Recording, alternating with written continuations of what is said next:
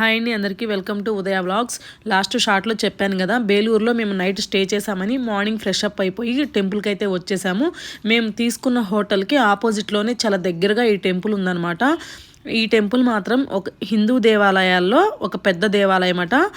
చాలా ఫేమస్ అని కూడా చెప్తున్నారు ఇక్కడ. మా ప్లాన్లో అయితే ఇది లేదు, బట్ మేము గూగుల్లో చూసి వచ్చామన్నమాట. 2014లో యునెస్కో కూడా గుర్తించింది. నేను సింగిల్ షాట్లో ఈ వీడియో గురించి, ఈ టెంపుల్ గురించి చెప్పే టైం లేదు, చెప్పలేను కూడా, అంత బాగుందనమాట.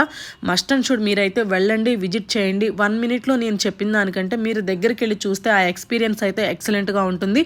ఎవరైనా సరే కర్ణాటక ట్రిప్ ప్లాన్ చేసుకుంటే తప్పకుండా ఈ టెంపుల్ని అయితే విజిట్ చేయండి. ఈ వెల్ చూసారు కదా, ఇప్పటి పిల్లలకైతే ఇది అసలు తెలీదు, అంత డిఫరెంట్గా ఉందన్నమాట. అప్పటి నుంచి ఇలాగే మెయింటైన్ ప్లాన్ చేసుకోండి. చాలా వెళ్తే గొప్పగా చెప్పుకోవచ్చు. మా పిల్లలు విజిట్ చేయండి. చెన్నకేశ్వర స్వామి టెంపుల్ లోపలికి వెళ్ళిన తర్వాత ఎక్కడ